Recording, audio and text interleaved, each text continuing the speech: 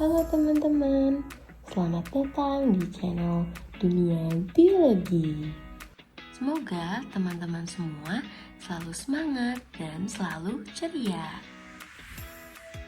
Sebelumnya, perkenalkan, nama saya Ulfa Ardianti dengan NIM K4321087 dari Pendidikan Biologi Universitas 11 Maret dengan Sekolah Mitra SMA Negeri 2 Boyolali. Pada kesempatan ini, saya akan membahas mengenai sistem ekspresi pada manusia, yaitu materi kelas 11 fase F. Oh iya, setiap hari kita bisa minum berbagai jenis minuman. Contohnya, kita sering minum air putih, kemudian jus, ada susu, ada kopi, dan minuman-minuman lainnya. Jika minuman-minuman tersebut masuk ke dalam tubuh kita, kemudian tubuh kita tidak ada yang mengaturnya, maka metabolisme dalam tubuh akan menjadi kacau, sehingga akan mengakibatkan penyakit untuk tubuh kita.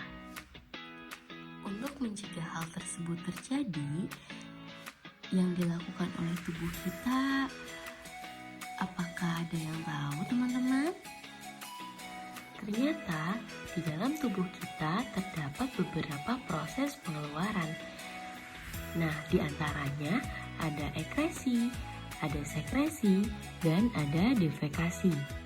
Sekresi merupakan pengeluaran zat sisa metabolisme yang tidak dipakai lagi oleh sel dan darah atau tubuh.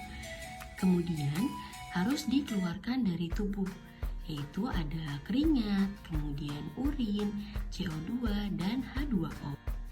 Proses pengeluaran selanjutnya yaitu ada sekresi. Proses ini adalah proses pengeluaran getah atau sekret oleh sel dan kelenjar. Getah yang dikeluarkan atau dihasilkan ini masih berguna bagi tubuh. Itu contohnya ada hormon dan enzim.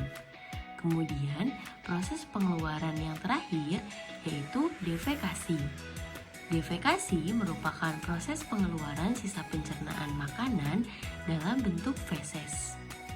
Selanjutnya, kita masuk ke fungsi sistem ekresi. Jadi, fungsi sistem ekresi dari tubuh kita yang pertama yaitu menurunkan kadar zat produk metabolit dalam tubuh agar tidak terjadi penimbunan. Kemudian, melindungi sel-sel tubuh dari zat-zat yang bersifat toksik atau racun. Nah, yang ketiga, yaitu dapat menjaga keseimbangan cairan tubuh atau disebut juga dengan homeostasis, serta dapat membantu mempertahankan suhu tubuh.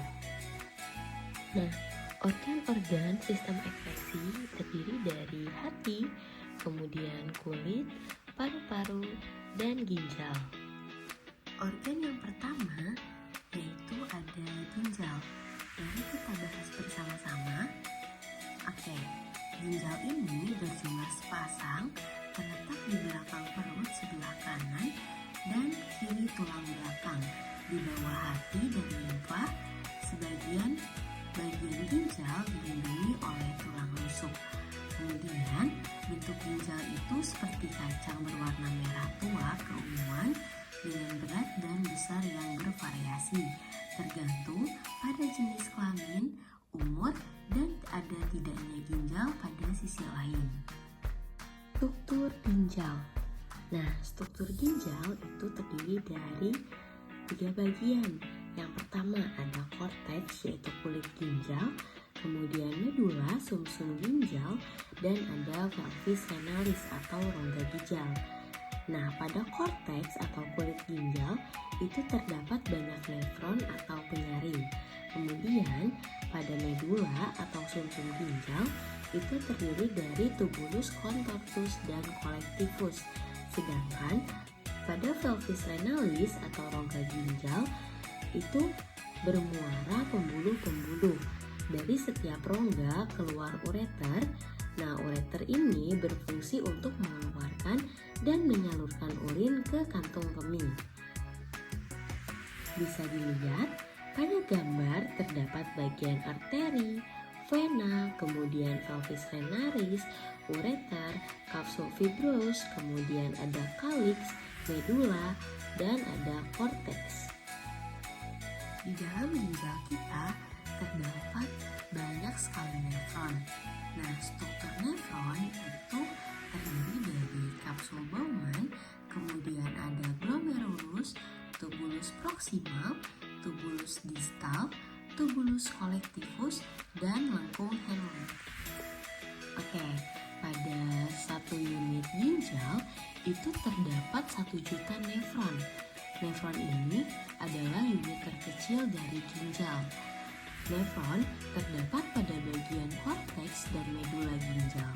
Setiap nefron itu terdiri dari yang pertama ada badan Malpighi dan yang kedua ada saluran nefron. Nah, pada saluran nefron itu terdapat tubulus contortus proximal dan tubulus contortus distal.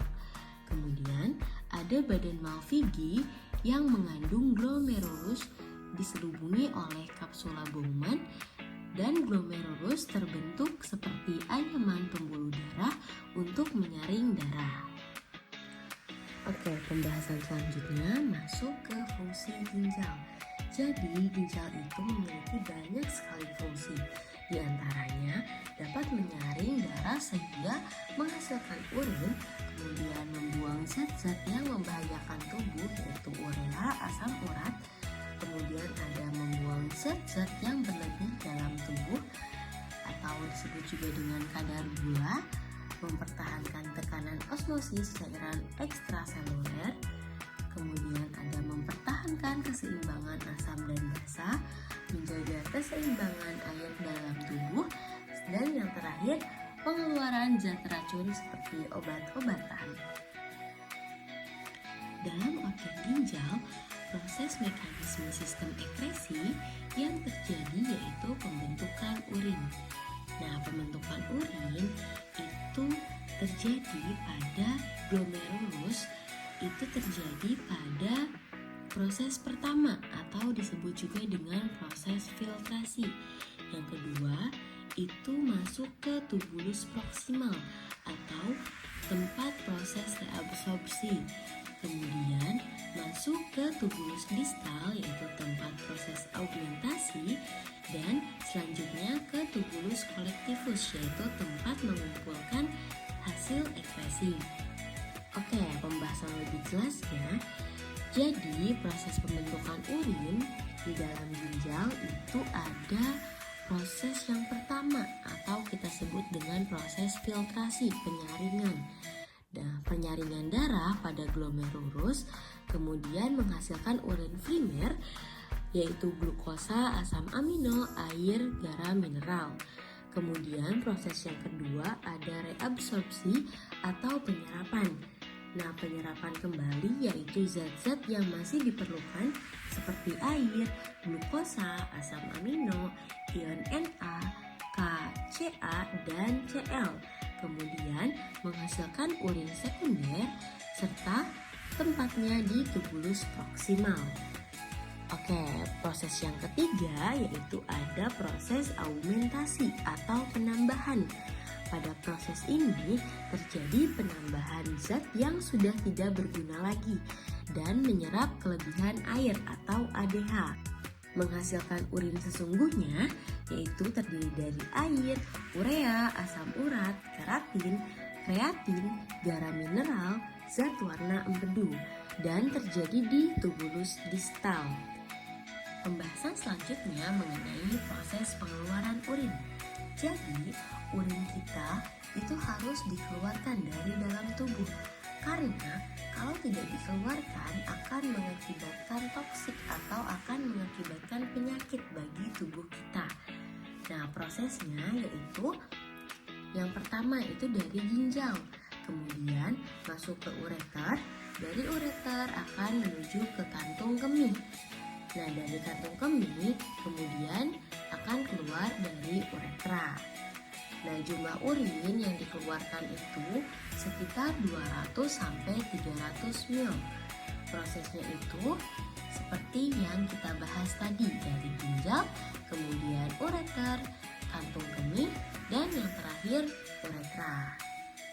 Faktor yang mempengaruhi jumlah urin itu ada hormon antidiuretik, kemudian ada suhu atau cuaca, gaya hidup dan aktivitas, usia, kondisi kesehatan, dan jumlah air yang diminum. Jika jumlah air yang diminum kita banyak, maka kita akan mengeluarkan urin lebih banyak. Dan jika pada suhu yang dingin, kita akan lebih banyak mengeluarkan urin daripada ketika suhu yang panas. Sekian yang dapat saya sampaikan, kurang lebihnya mohon maaf. Thank you for watching.